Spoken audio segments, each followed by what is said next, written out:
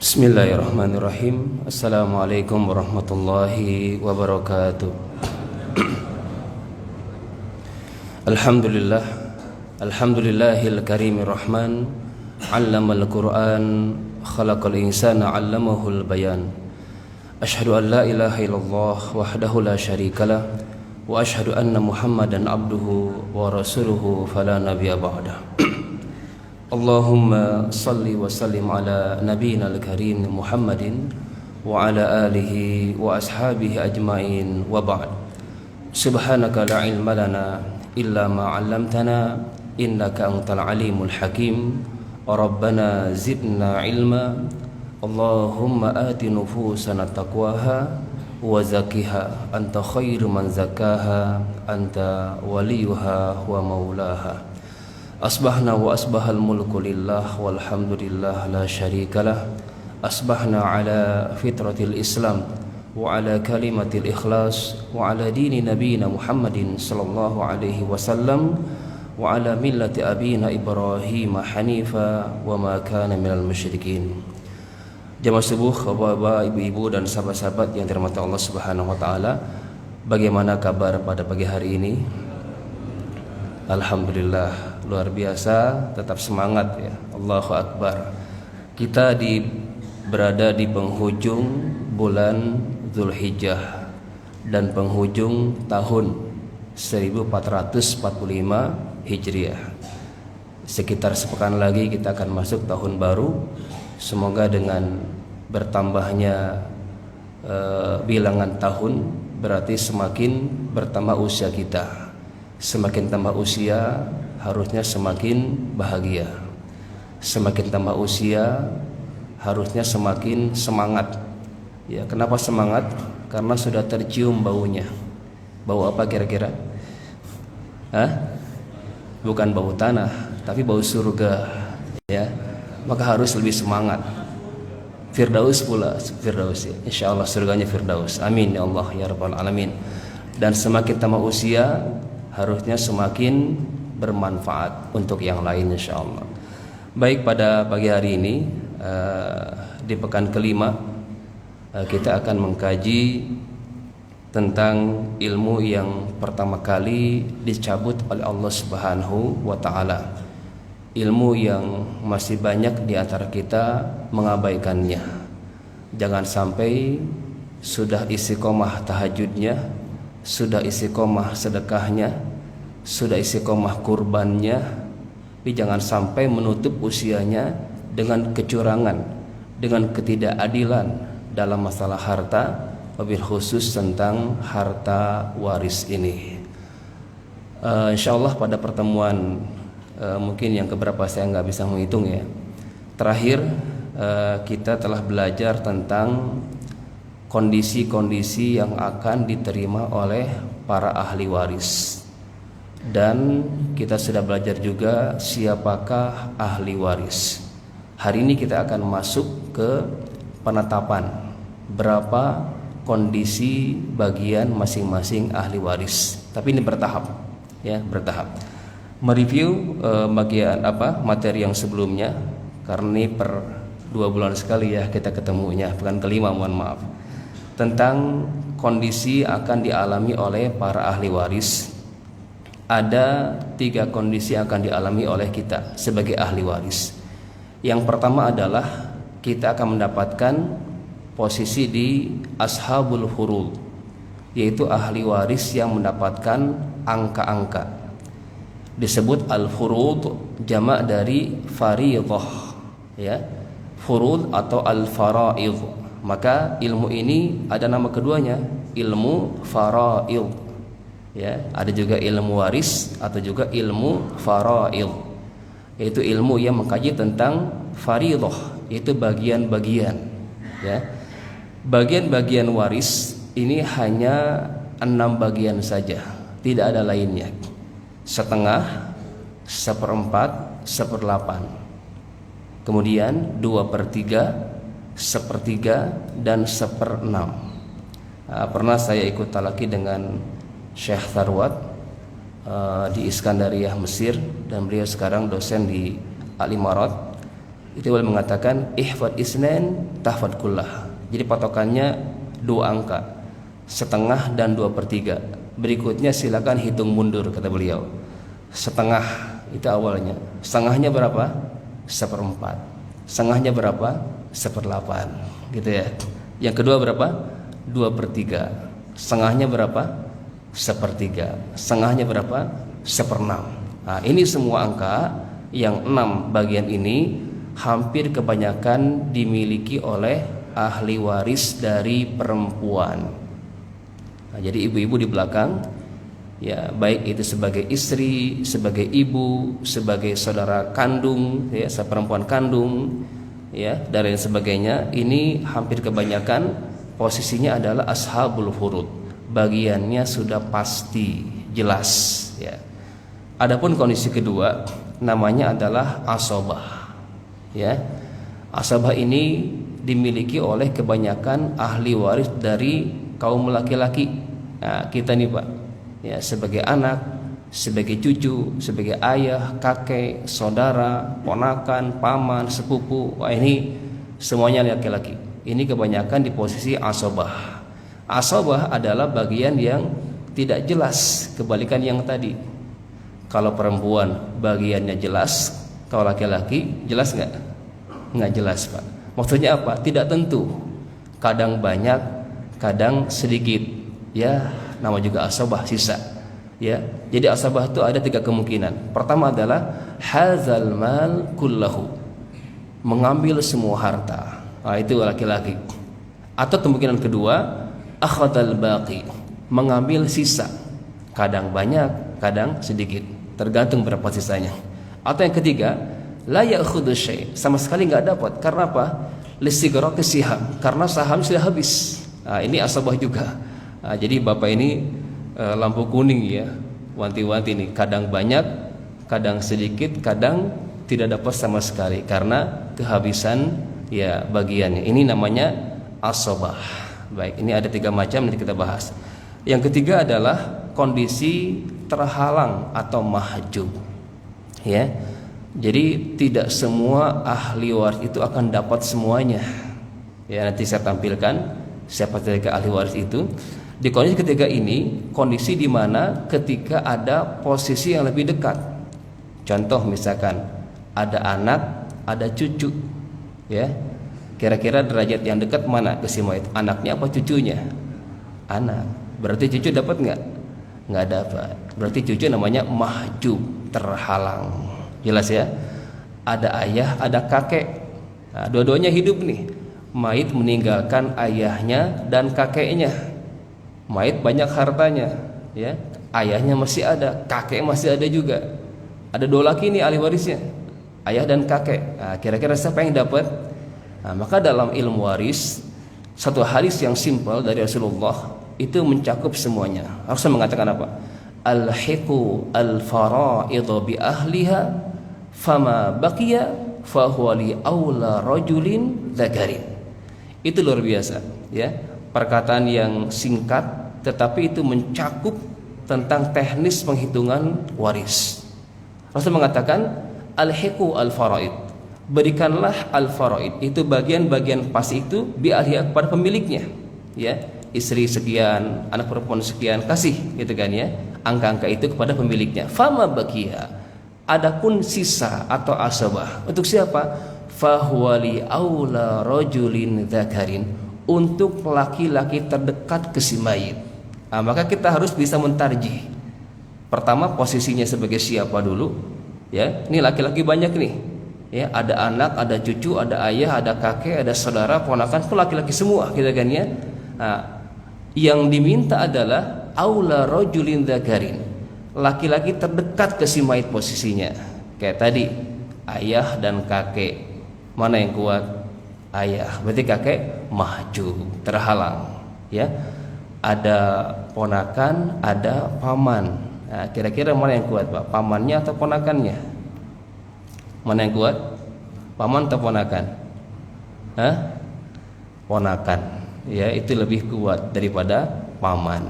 Nah, karena garisnya saudara, kemudian keponakan, baru ke paman. Berarti paman terhalang atau mahjub oleh adanya keponakan. Nah, ini kondisi ketiga, ya, mahjub, terhalang. Baik. Mahjub ini ada dua kemungkinan. Yang pertama adalah mahjubnya karena berkurang. Contoh misalkan nanti gambarannya suami bergeser dari kondisi pertama ke kondisi kedua, berkurang. Misalkan dari kondisi setengah ke kondisi seperempat. Nah, itu berkurang, namanya nukson, ya. Begitupun yang lainnya. Nanti kita lihat ya bagian-bagiannya. Kalau hirman itu sama sekali nggak dapat, kayak tadi antara ayah dan kakek. Sama sekali kakek tidak mendapatkan hak bagian waris. Namun di sini apakah ada solusi untuk ahli waris yang mahjub ini? Maka penting membaca ayat-ayat sebelum kewarisan. Di surah An-Nisa ke-8 Allah mengatakan, wa idza hadaral qismata ulul qurba wal yatama wal masakin farzuquhum minhu wa qulu lahum qawlan ma'rufa. Itu etika, ya. Ketika hadir saat pembagian waris, yaitu kerabat-kerabat. Yang dimaksud adalah kerabat yang terhalang tadi, ya, seperti kakeknya, pamannya, ponakan yang terhalang. Maka Allah mengatakan farzuquhum minhu, berikanlah bagian sekedarnya. Jadi bagian yang tentu kembali kepada, ya, kesepakatan keikhlasan ahli waris yang ada. Silakan memberikan ihsan atau pemberian kepada ahli waris yang kondisinya dalam terhalang atau mahjub. Baik, ini 3 kondisi yang akan dialami oleh para ahli waris. Baik. Terakhir materinya adalah tentang skema. Ya, skema ahli waris. Siapa sajakah yang menjadi calon ahli waris kita? Untuk mudahnya, Bapak Ibu dan sahabat-sahabat posisikan di kondisi di mayit posisinya, ya. Seakan-akan bapaklah yang meninggal, ya, atau ibulah yang meninggal. Baik, pertama adalah pasangan, suami atau istri berhak mendapatkan warisan karena sebab pernikahan, ya. Jadi apa yang Bapak bawa, apa yang Bapak dapatkan dari harta-harta itu, meninggal hari ini, maka semua harta itu akan diwariskan di antaranya kepada pasangan kita, selagi pasangan tadi masih dalam ikatan pernikahan. Sebaliknya, jika sudah terjadi perceraian, ya, antara pasangan tadi, maka perceraian menggugurkan hak waris. Jadi nggak ada lagi hak waris bagi si mantan suami, mantan istri, gugur hak warisnya. Jadi Pak, kalau punya istri kaya raya, mikir sekian kali ya untuk menceraikannya. Lumayan gitu kan ya, bukan masalah lumayannya. Nah, inilah perceraian menggugurkan, ya. Baik, ini yang pertama, karena sebab pernikahan, suami atau istri. Dari pernikahan lahirlah keturunan, ya. Ada anak laki, kemudian anak perempuan. Dalam waris yang menjadi pembeda adalah hanya satu, jenis kelamin saja, selebihnya tidak. Ya, tidak ada bedanya antara si kakak dan si adik, tidak ada bedanya antara si cikal dan si bungsu. Dan tidak ada bedanya antara anak yang soleh, yang rajin ke masjid, dengan anak yang salah, yang rajin ke diskotik. Nggak ada bedanya. Luar biasa. Kalau pakai perasaan, kira-kira bapak pilih yang mana? Ya pasti yang berbakti gitu kan ya. Tapi bicara waris enggak. Maka waris itu bukan kita yang ngasih. Siapa yang ngasih? Allah yang maha tahu. Allah yang maha adil. Di mata kita anak ini bandel, nakalnya minta ampun. Kan kita nggak tahu sepeninggal kita bisa jadi anak kita berubah. Mungkin nggak Pak? Mungkin. Maka kesalehan nggak berpengaruh. Ya, selagi anak tadi tidak melakukan dua hal. Pertama adalah pembunuhan atau murtad, beda agama, maka dua hal inilah yang menggugurkan si anak tadi.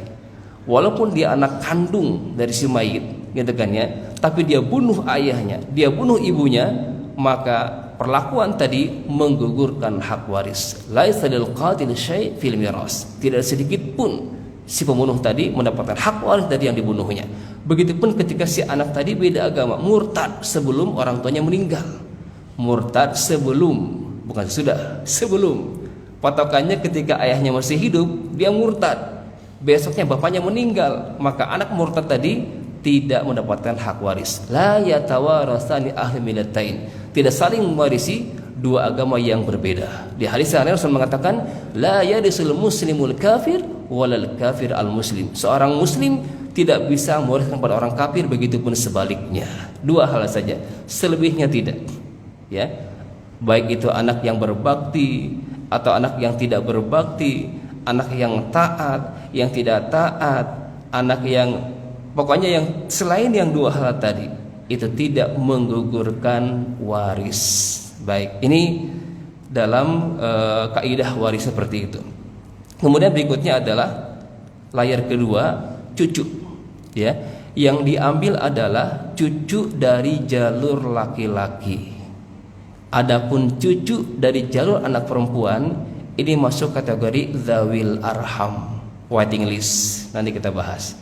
Ya, kalau nanti disebutkan cucu, yang dimaksud adalah cucu dari garis keturunan yang laki-laki. Begitu pun sampai ke bawah. Ya, anak, cucu, cicit, apalagi Pak, jaga waring, udek-udek, gantung siwur kalau masih ada, gitu kan ya. Itu diambil dari garis keturunan laki-laki. Wallahu a'lam bishawab. Itu aturannya. Naik ke atas, ya, ada ayah dan ibu kandung. Ya, ayah dan ibu kandung. Ini yang saya berikan garis merah. Ini karena hubungan darah. Ya, kalau yang hitam ini garis pernikahan. Dua sebab saja, pernikahan dan darah. Selebihnya tidak. Ya, anak juga sama, hanya anak kandung saja. Selebihnya tidak. Anak adopsi, anak angkat, anak tiri, anak bawaan, anak asuh, anak tetangga, gitu kan ya. Mohon maaf, bukan termasuk ahli waris. Hanya satu saja, anak kandung. Begitupun orang tua, ayah ibu si mayit ini ayah ibu kandung. Selebihnya tidak. Coba sebutkan. Ada ayah apa lagi nih? Ayah sambung, gitu kan ya. Ada ayah tiri, ada ayah sambung ya. Ada ayah apalagi susuan. Ada nggak Pak ayah susuan? Ya bukan berarti bapak yang nyusuin ya kan, istri bapak yang nyusuin. Ketika istri bapak nyusuin, bapak jadi ayah susuannya kan. Dan yang lainnya, mertua gitu kan ya, nggak masuk kategori ahli waris. Hanya kandung. Walaupun antara mereka berdua sudah cerai, ya, kira-kira dapat nggak waris dari anaknya? Ini orang tuanya udah cerai nih, anaknya meninggal duluan, kaya raya, banyak hartanya. Dapat nggak ya ibunya? Dapat. Karena nggak ada hubungan. Ini garisnya nasab ke si mayit, bukan karena dia pernikahan nih. Antara mereka berdua iya tidak saling mewarisi karena sudah perceraian. Ya, contoh misalkan saya sebut nama, mohon maaf saya pembelajaran saja. Anang dengan Kade, misalkan ya. Kalau si Aurel itu meninggal, Anang dapat nggak? Dapat. Kade dapat nggak? Dapat. Antara Anang dan Kade kalau meninggal salah satunya dapat nggak? Tidak dapat. Seperti itu. Mohon maaf jika ada saudara di sini ya. Ini sebagai permisalan saja. Berikutnya siapa? Ayah dan kakek dan nenek dari jalur ayah. Ini dua-duanya dapat. Adapun dari ibu hanya diambil nenek saja. Adapun kakek tidak termasuk kategori ahli waris. Nanti kita bahas ya. Ada jaddun sahih, ada jaddun fasid. Ini sekilas saja dulu. Berikutnya siapa? Ada saudara. Nah, penting kita mengetahui kekerabatan. Ada 3 kerabat di sini. ada saudara kandung, ada saudara seayah, ada saudara seibu. Itu masing-masing golongan berbeda. Yang paling kuat adalah saudara kandung, berikutnya seayah, berikutnya seibu. Dua kelompok pertama saya pisahkan skemanya karena berlaku hukum 2:1 antara mereka, laki dan perempuan. Sedangkan kelompok yang ketiga, saudara seibu, saya satukan kolomnya karena tidak ada bedanya antara bagian laki dan bagian perempuan. Nah, jadi dalam Islam pun ada mengenal kesetaraan gender. Ada di sini, ya. Syuraka'u fi thuluts. Mereka berserikat dalam sepertiga, menandakan syuraka itu sama bagiannya antara laki-laki dan perempuan. Sedangkan dua golongan yang pertama, saudara laki kandung dan saudara perempuan kandung, atau saudara laki seayah atau saudara perempuan seayah, ini berlaku hukum lidzakari mislu hadzil untsayain, sebagaimana anak dan cucu terpisah antara laki dan perempuannya. Wallahu a'lam bishawab. Baik. Berikutnya setelah saudara siapa? Ponakan. Ya. Ponakan tidak sembarang ponakan. Maka ini kalimat atau kata ponakan ini masih ambigu. Ya, bahasa Arabnya adalah ibnu akhin syakik. Ibnu akhin syakik. Saya terjemahkan anak laki dari saudara laki kandung. Bahasa kitanya ponakan. Tapi mohon maaf gitu kan ya, jangan dulu ngaku ponakan. Lihat nih, pertama adalah laki-laki. Yang kedua jalurnya dari saudara laki. Berarti kalau ponakan perempuan atau ponakan dari jalur saudara perempuan tidak termasuk ahli waris. Jelas ya? Nah, ini. Begitupun berikutnya ponakan yang kedua, kalau tidak ada yang pertama ini, ada yang kedua, akhun ibnu akhin li'ab. Anak laki dari saudara laki seayah. Nah, ini second line ya, setelah ponakan yang pertama tidak ada, ini penggantinya. Setelah ponakan siapa? Paman. Nah, ini paman pun masih ambigu. Paman dari ayah istilahnya apa? Paman. Dari ibu paman juga gitu kan ya. Nah, dalam bahasa Arab dibedakan, Pak.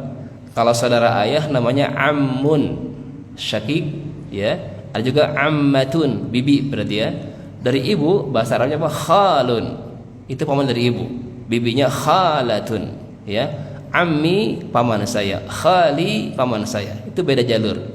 Dalam bahasa Indonesia paman dua-duanya. Maka saya berikan garis dari sini saja biar mudah. Yang dimaksud yang berikutnya adalah paman kandung. Berarti ini saudaranya ayah kita. Kita ini mayit. Ini ayah kita, ini saudara ayah kita. Ini ada kemungkinan peluang mendapatkan hak waris dari si mayit. Kalau enggak ada, paman yang seayah. Kalau enggak ada, baru ke sepupu. Nah, sepupu pun tidak sembarang sepupu. Yang masuk kategori ahli waris adalah anak laki dari paman kandung atau anak laki dari paman seayah. Wah, banyak banget gitu kan ya. Ada sekitar 25 ahli waris. 10 perempuan, 15 laki-laki. Terakhir ini al-mu'tiq wal mu'tiqah yang kita bahas karena tidak ada ya, itu orang yang membebaskan budak. Nah, ini enggak kita bahas karena sudah tidak ada. Baik, ini adalah gambaran kemungkinan ya, skema ahli waris kita jika kita ini wafat ya. Apakah semuanya dapat? Tidak ya. Jadi kalau semuanya masih komplit nih, pasangan ada, anak cucu ada, ayah ibu kakek nenek masih lengkap, saudara ponakan paman sepupu masih lengkap semuanya, apakah semuanya dapat? Tidak. Yang pasti dapat hanya 3 golongan. Nah, maka saya namakan kelompoknya adalah ahli waris utama. Kenapa saya namakan utama? Karena 3 golongan ini pasti dapat. Selebihnya berarti waiting list. Ya, siapakah ahli waris utama? Yang pertama adalah az-zaujan, pasangan, suami atau istri, pasti dapat. Ya, pasti dapat. Ada enggak ada anak, ada enggak ada orang tua, terserah. Ya, suami atau istri pasti dapat. Ya, baik. Yang kedua adalah al-waladan, anak, baik itu laki atau perempuan, itu pasti dapat. Cucu masih waiting list. Kalau anak pasti dapat. Jelas? Ini yang kedua. Yang ketiga siapa? Al-abawan, ayah dan ibu, orang tua kita nih. Ini pasti dapat. Inilah yang membedakan syariat Islam dengan hukum positif di negeri ini. Yang kami baca, di KUH Perdata ya tentang kewarisan Islam di pengadilan negeri itu dikenal sistem golongan. Golongan 1 itu siapa? Pasangan dan anak. Golongan 2 itu orang tua. Ya aturannya jika masih ada golongan 1, golongan 2 nggak dapat. Jadi secara hukum positif dengan ini orang tua si mayit nggak dapat jika masih ada pasangan dan anak. Dalam syariat tidak. Syariat ya mensyariatkan orang tua justru mendapatkan bagian. Bahkan ayatnya pun disebut kedua setelah anak, baru pasangan. Jadi kalau kita runut ayat warisnya di surah An-Nisa ayat 11 dan 12 itu bahasan pertama siapa? Tentang anak. Berikutnya orang tua. Berikutnya adalah pasangan. Inilah 3 golongan utama yang pasti mendapatkan warisan dari si mayit yang wafat. Baik. Ini mereview dari materi kita di pertemuan yang sebelumnya. Baik, kita akan masuk insyaallah di materi yang baru tentang penetapan hak waris. Dan mohon izin metode yang saya terapkan bahasanya mulai dari pasangan ya, walaupun ayatnya runutannya dari anak dulu, tapi saya mohon izin ya teorinya dari suami atau istri dulu karena dari merekalah turun keturunan, lahir keturunan. Baik, untuk memahami ayat ini penting kami sampaikan satu hadis Rasulullah bersabda, Al-Quran nazala ala khamsati awjuh. Quran turun dengan 5 dimensi, dengan 5 kategori.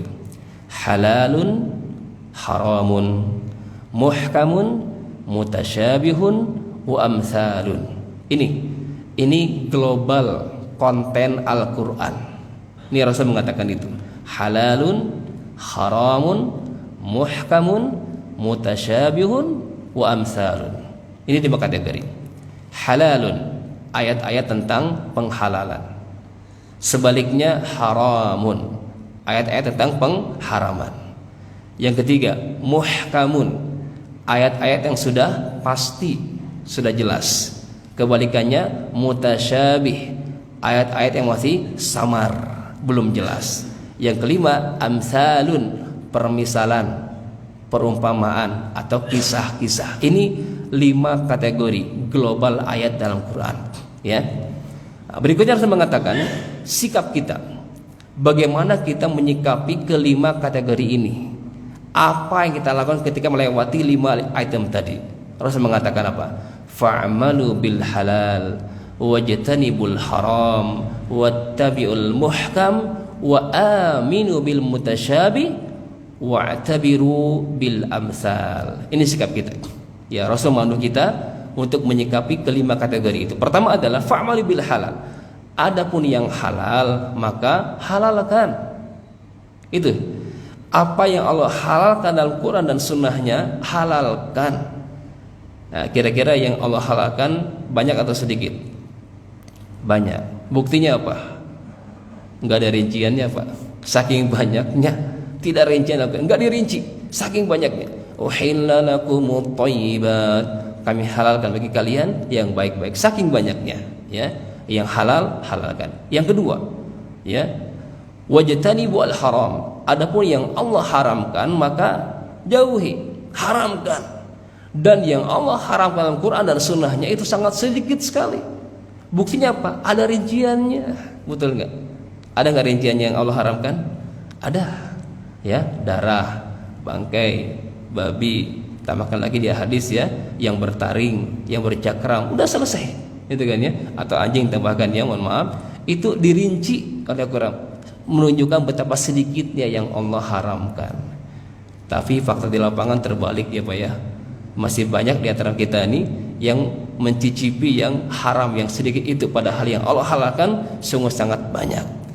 Yang ketiga, ayat muhkam. Ini masuk kategori ayat muhkam yang sudah jelas tentang sholat, tentang zakat, tentang waris, gitu kan ya. Apalagi Pak, ya tentang kurban sudah jelas itu hukumnya. Maka harus mengatakan wattabi'u al-muhkam. Ya, ikuti apa yang sudah jelas. Nggak usah banyak tanya, ikuti aja dulu. Dikatakan setengah, ya ada setengah, nggak ada lagi terjemahan yang lain. Dikatakan 2/3, 2/3, nggak ada tafsiran lain. Itu sudah muhkam, sudah jelas. Ikuti aja. Ya, tidak ada tafsiran lain. Itu jelas, itu muhkam. Aqimus shalah wa atuz zakah, jelas. Dirikan salat, keluarkan zakat, udah amalkan. Ya, nggak usah banyak tanya dulu. Ustaz, hikmahnya apa kalau salat? Udah salat belum? Belum. Ya, gimana udah dapat hikmah kalau belum mengerjakan? Salat aja dulu. Nanti Allah berikan hikmah itu.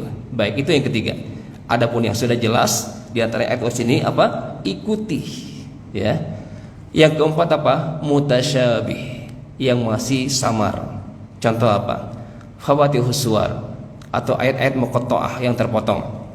Yasin, Thaha, Alif Lam Mim, itu muhkamat, mutasyabihat, belum jelas, ya. Atau ada beberapa ayat yang tentang sifat Allah dalam, misalkan yadullahi fawqa aydihim, tangan Allah, wa yabqa wajhu rabbika, wajah Allah. Ini mutasyabihat, ya. Wajah Allah, apakah wajah Allah yang kita pahami wajahnya kan seperti ini, ada mata, telinga, hidung, mulut, apakah seperti ini wajah Allah? Maka Rasul mengatakan fa'aminu bil mutasyabih, imani. Adapun yang samar, imani. Itu wajah Allah, selesai wajah Allah, nggak usah tafsirkan lagi. Ya, Alif Lam Mim itu ucapan Allah, selesai, nggak usah didetailkan karena nggak ada keterangan. Ya, itulah rahasia-rahasia Allah, dan nanti insya Allah disingkap semuanya. Kapan? Nanti di alam akhirat nanti. Yang kelima baru fa'tabiru bil amsal.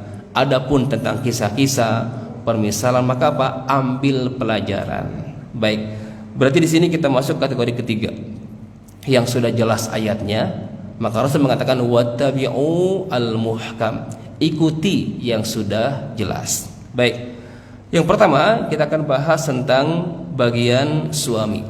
Nah, di sini para suami ya, laki-laki, posisi bapak sebagai siapa? Suami, bukan sebagai ayah. Sebagai suami berarti siapa yang meninggal? Istrinya. Baik. A'udzubillahi minasyaitonirrajim. Ini ya Allah tetapkan untuk suami jika istrinya wafat atau meninggal. Walakum nisfu ma taraka azwajukum illam yakun lahunna walad. Fa in kana lahunna walad falakumur rubu'u mimma tarakna min ba'di wasiyatin yusina biha audain. Baik. Pertama, Allah mengatakan, menetapkan berapa? Untuk para suami mendapatkan setengah. Berapa, Pak? Setengah. Ya. Ma taraka, setengah dari apa yang ditinggalkan azwajukum, istri-istri kalian, kata Allah, jika banyak istrinya. Ya. Baik, apa saja? Maka di sini penting, yang pertama adalah PR kita inventarisir aset. Ya, pemisahan aset. Mana aset suami, mana aset istri, harus jelas. Ya. Terlebih lagi mohon maaf bagi bapak ibu yang belum punya keturunan atau yang masih keturunannya perempuan semuanya, karena ada kemungkinan akan bocor hartanya itu. Ke siapa? Ke saudara yang meninggal, ke orang tua yang meninggal. Ya, kalau suami yang wafat berarti ke saudara suami itu bocorannya itu.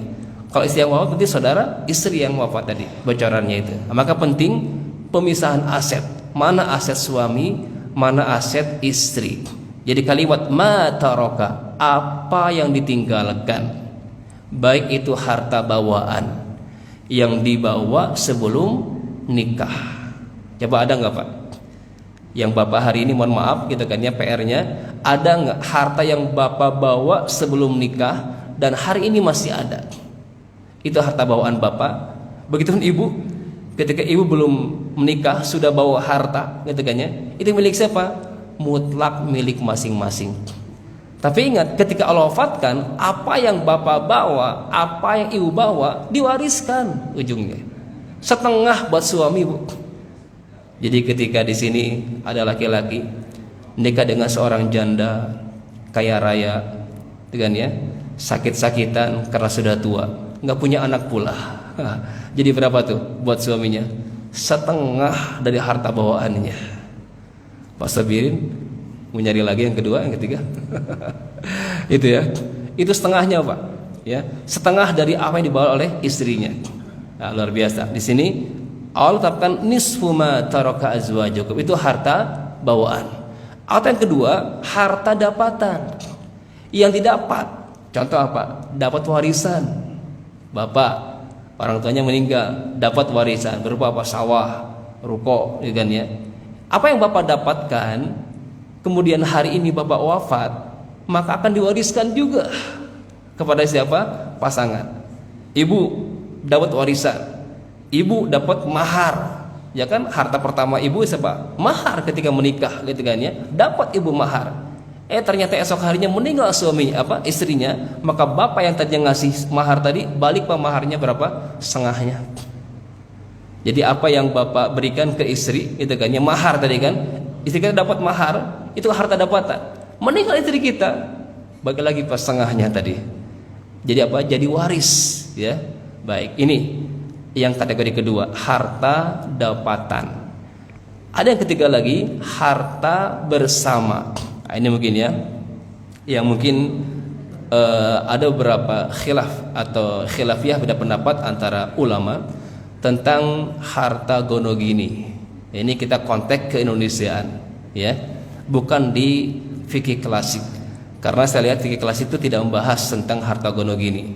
Tapi kalau kita ijtihad dalam konteks kedisinian, ke Indonesiaan, ditemukan harta gono gini. Namun yang saya luruskan, pemahaman masyarakat awam memahami harta gono gini itu adalah harta yang timbul pasca pernikahan. Terserah historisnya bagaimana, itu kan salah. Kalau timbulnya akibat warisan, apakah harta gono gini? Bukan ya. Bapak dapat warisannya setelah nikah, apakah itu harta gono gini dengan suami istri? Enggak. Jadi harta dapatan pisahkan dulu tuh. Itu harta mutlak masing-masing. Nah, jadi yang saya maksud di sini harta bersama. Nah, maka saya sampaikan istilahnya ini harta bersama. Ya, karena kalau harta gono gini takutnya pemahaman seperti itu. Harta bersama adalah harta kongsi antara suami istri. Ada peran, ada kontribusi, ada kongsi antara mereka berdua. Ketika salah satunya wafat, maka pisahkan dulu sebesar kongsinya berapa. Maka penting Bapak Ibu mencatat hari ini berapa kongsi di harta bersama. Wah, saya pusing nulis kongsi-kongsian. Udahlah setengah-setengah. Silakan istihad 50-50 gitu kan ya. Tapi jika di lapangan ternyata istri yang lebih menonjol gitu kan ya, dengan bisnis dan sebagainya, ya catat. Ya, karena banyak kasus yang kami terima, istrinya notaris, suaminya ya di perusahaan, di PHK, gitu kan ya, nggak punya harta lagi itu, pengangguran suami tadi, beli aset gitu kan ya. Kebanyakan ternyata 70% istrinya beli aset tadi, rumah, selebihnya suami. Wafat itu suami. Yang jadi objek yang mana Pak? Apakah 100%? Tidak, hanya 30% jadi objek. Istri ambil dulu 70%, karena apa? Kontribusi dia gitu kan, aset tadi, plus hak waris istri dari yang 30% tadi. Maka penting pencatatan jika terjadi kongsi antara suami istri. Ya, ini kongsinya kembali kepada historis aset, silakan, ya kan? Ada juga yang kami tangani, ini kasus kebanyakan di keluarga, ya, di mana masih ada pemahaman ibu rumah tangga itu nggak bekerja, ya. Padahal saya belum cek itu suami tersebut benar nggak menafkahi.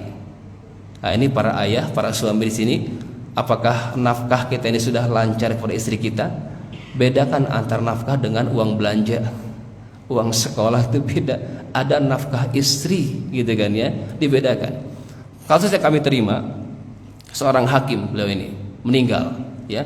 Jadi di masa hidupnya hakim ini semua yang beliau dapatkan dari gaji bulanannya itu diserahkan ke istrinya. Sering ya kita ya seperti itu kan. Udah mah kelola aja. Dikelola sama istrinya. Cerdas istrinya itu. Ya, dibikin kontrakan, dibikin sebagainya gitu kan ya. Bahkan istrinya yang istilahnya itu mengolah sendiri itu. Dari mulai mandornya, kemudian bikin financial planningnya dan manajemennya, dikelolanya dengan rapi oleh istrinya. Suaminya nggak tahu apa-apa, gitu kan ya. Meninggal suami itu. Anak-anak waktu itu masih kecil kan, ketika ayahnya meninggal sudah besar. Kata anak-anaknya, "Mama, kontrakan itu kan milik ayah, kan Mama nggak bekerja. Adil nggak kira-kira?" Kontribusi bukan itu, jasa-jasa istri itu. Maka di ayat ke-32 surah An-Nisa Allah mengatakan lirrijali nasibum mimmaktasabu walin nisa nasibum mimmaktasaban. Bagi laki-laki mendapatkan bagian sesuai dengan peran atau kontribusi. Begitupun perempuan mendapatkan bagian sesuai dengan peran atau kontribusi. Maka untuk kategori ketiga ini, harta bersama ini pisahkan sesuai dengan tadi kontribusi masing-masing. Baik, ini dari kalimat ma taraka azwajukum, ada pemisahan aset. Syaratnya apa dapat setengah ini? In lam yakun lahunna walad, jika si mayit tidak meninggalkan keturunan. Baik, kalau bapak ibu wajib terjemahan saja mungkin sempit maknanya. Saya perluas. Maksud dari in lam yakun lahunna walad, pertama, memang belum punya anak, baru nikah nih, meninggal, belum punya anak kan. Baik, itu yang pertama. Yang kedua, sudah punya anak tapi anaknya meninggal duluan. Nah, yang sudah meninggal dianggap tidak ada, maka suami tetap di setengah. Istri punya anak tapi anak sudah meninggal duluan ya daripada ibunya ini, maka suami dapat setengah. Atau yang ketiga, punya anak tapi anak inilah yang bunuh ibunya, berarti anak ini pembunuh kan. Al-qatil wujuduhu ka'adami, adanya dia sama dengan tidak ada, dianggap tidak ada, maka suami bertahan di setengah karena anak yang ada di sini dialah yang bunuh ibunya atau istri suami ini. Jelas? Kemungkinan ketiga. Atau yang keempat, ada anak tapi ternyata anaknya beda agama dengan ibunya, murtad anak ini. Ini 4 kemungkinan di balik kalimat in lam yakun lahunna walad.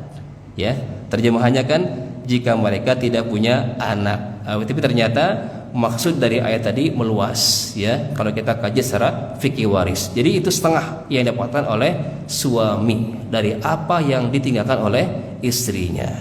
Sebaliknya, fa in kana lahunna walad, kebalikannya adalah si mayit tadi punya keturunan. Nah, yang dimaksud keturunan di sini adalah baik dari suami yang ada ini ataupun dari suami sebelumnya. Misalkan bapak nikah dengan janda bawa anak, nikah hari ini besok meninggal janda tadi. Punya anak janda itu?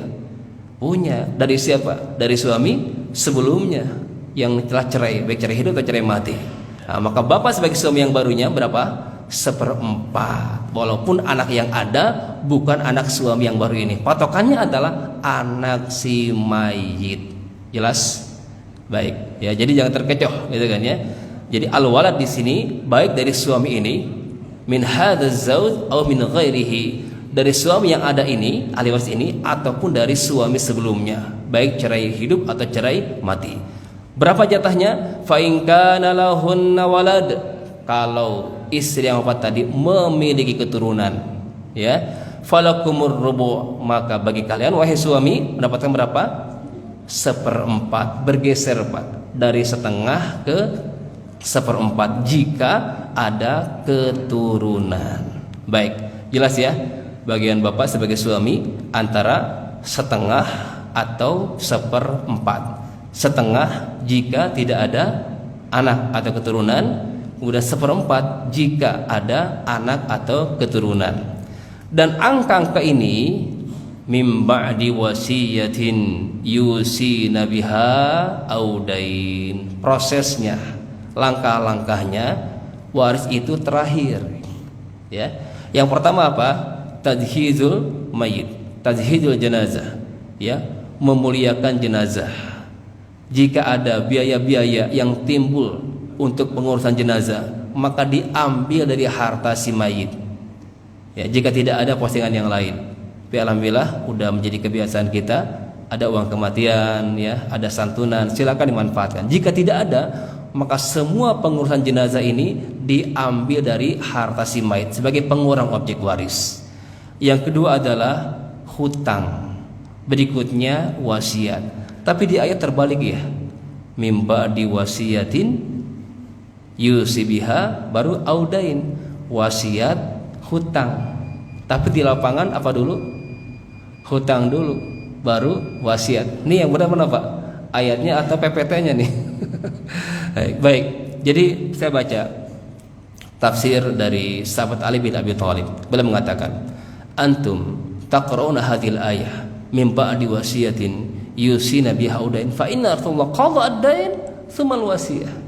Ali mengatakan, kalian membaca ayat ini seakan-akan urutannya apa? Wasiat dulu baru hutang. Tapi Rasulullah di lapangan ya menetapkan hutang dulu baru wasiat. Kenapa demikian? Karena hutang hukumnya wajib.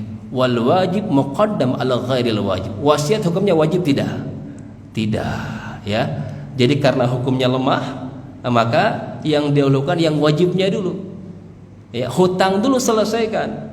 Jika ada wasiat baru wasiatnya. Bukan wasiat dulu. Ya, baru hutangnya, enggak gitu kan ya. Dari tafsir Safwatut Tafasir karangan Syekh Ali As-Sabuni beliau mengatakan, limadza qudimat al-wasiyah 'ala ad-dain? Kenapa dalam ayat ini didahulukan kata wasiat daripada hutang? Hadza min babil iltifat, kata beliau. Ini adalah apa? Untuk mencari perhatian si ahli waris. Tolong perhatikan wasiatnya. Itu ya. Jadi perhatian, tolong perhatikan wasiat. Karena apa? Ini amalan tambahan. Ini jangan sampai ini kita sebagai anak-anak mengabaikan wasiat almarhum ayah atau ibu kita. Memang ini tidak wajib, tapi ini amal tambahan bagi beliau. Maka tunaikan. Maka di sini ditakdimkan, diawalkan untuk apa? Menjadi perhatian. Tolong perhatikan wasiatnya. Walaupun tadi urutannya hutang dulu. Jadi mohon hutang orang tua kita, hutang pasangan kita segera selesaikan. Hak Adam di bawah mati berat. Sampai Rasul mengatakan apa? Nafsul mu'min mu'allakun bidainihi. Ruhnya, nyawanya orang beriman bergantung kepada hutangnya. Ya, jadi mohon kepada kita ini sebagai anak-anak ahli waris, atau sebagai suami atau sebagai istri yang meninggal pasangannya, meninggal anaknya, meninggal orang tuanya yang masih ada hutangnya, tolong segerakan. Ya, jangan bicara waris dulu, hutangnya dulu dilunaskan. Kalau hartanya habis bayar hutang, udah jangan bicara waris. Kenapa? Udah selesai, hartanya habis untuk bayar hutang. Sampai Rasul mengatakan juga, pernah Rasulullah enggan mensalatkan seorang jenazah yang masih ada hutangnya. Walaupun jenazah tadi gelarnya syahid, ya, hatta syahid pun mohon maaf tidak bisa menutup yang namanya hutang. Asy-syahid yughfar kullu dzambin illa dain. Syahid itu bisa menghapus semua dosa kecuali satu, hutang. Ya, ini hati-hati. Ya, sekecil apapun hutang tadi, hak Adam tadi diselesaikan sebelum kewafatan. Jika sudah wafat maka segera dilunaskan. Maka sering kami berikan anjuran kepada ahli waris. Kita kan nggak tahu ya, nakalnya ayah kita di masa mudanya, nakalnya ibu kita di masa mudanya, tahu nggak? Kita nggak tahu. Emang nggak ada catatan hutang-hutang beliau. Tapi mungkin nggak ada kemungkinan nggak di masa-masa nakal beliau gitu kan ya. Mungkin pernah darmaji, atau darmaji pak, dahar 5 ngaku hiji, gitu kan. Itu kan hutang juga, sepele sih. Tapi kan ini hal-hal yang tidak kita ketahui setidaknya lah. Maka untuk menutup semuanya, kami sarankan apa? Bersedekahlah dan niatkan untuk menutup yang tidak kita ketahui, walaupun zahirnya tidak ada hutang. Ya, baik. Baru berikutnya adalah wasiat. Ini wasiat. Sering ini salah paham. Ya, pertama aturannya, wasiat itu tertuju kepada selain ahli waris. Ini sering kami temukan di lapangan, bahkan baru kemarin hangat konsultasi, ada yang berwasiat ke istrinya, berwasiat ke anaknya. Nanti kalau saya meninggal, rumah itu buat istri saya, buat anak saya. Rasul mengatakan, la wasiyata liwarisin. Innallaha qad a'ata kulli haqqin haqqahu fala wasiyata liwarisin. Tidak ada wasiat bagi ahli waris. Jadi ketika bapak berwasiat, apa itu wasiat? Pesan yang dikaitkan dengan kematian. Kalau saya meninggal, ini buat kamu ya. Kalau belum meninggal, masih milik saya. Itu wasiat.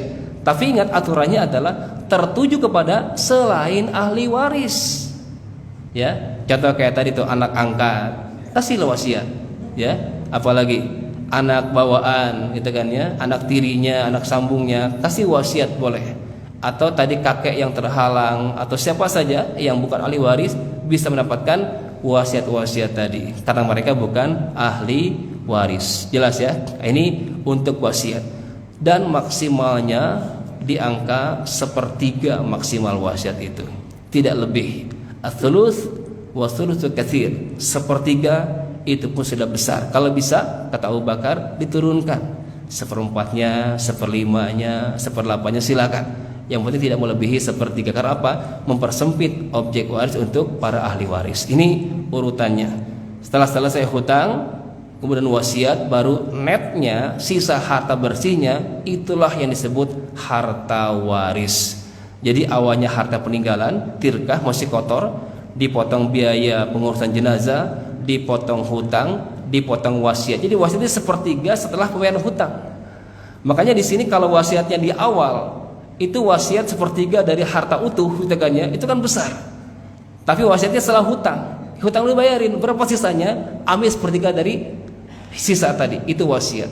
Nah, jadi urutannya hutang dulu baru wasiat. Sisa setelah hutang berapa? Ambil sepertiga, maksimal sepertiga. Kalau lebih baik tadi kurang dari sepertiga itu. Maka sisa dari wasiat itu yang disebut harta waris. Di sinilah suami mendapatkan setengah dari harta net tadi, atau seperempat dari harta bersih setelah pengurangan itu. Wallahu a'lam bishawab. Baik, ini gambarannya, skemanya. Dalam kondisi tidak ada keturunan, yang lainnya nggak ngaruh, ya. Paman, ponakan, saudara nggak ngaruh, ya. Kemudian mendapatkan seperempat jika ada keturunan. Terserah mau laki, mau perempuan, mau anak, mau cucu, asalkan keturunan itu berpengaruh kepada bagian suami. Adapun yang lainnya tidak. Baik, sudah habis waktunya ya. Masya Allah. Ini baru suami Pak, mohon maaf. Insya Allah mungkin pertemuan selanjutnya kita akan bahas tentang istri. Baik, kita tutup dengan doa kafaratul majelis. Subhanakallahumma wa bihamdika asyhadu an la ilaha illa anta astaghfiruka wa atubu ilaik. Mohon maaf akhirul kalam. Assalamualaikum warahmatullahi wabarakatuh.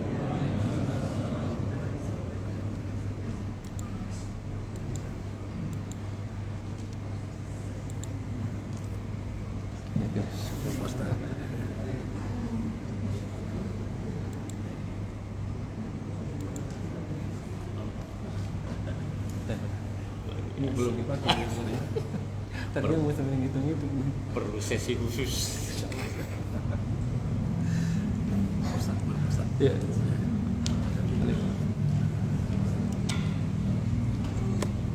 Assalamualaikum warahmatullahi wabarakatuh. Sampaikan kepada bapak ibu. Nanti malam di Bandung saja. Nanti malam di Bandung. Saya dapat posting gitu. Tuh bocoran. Antapani. Antapani Sukaluyu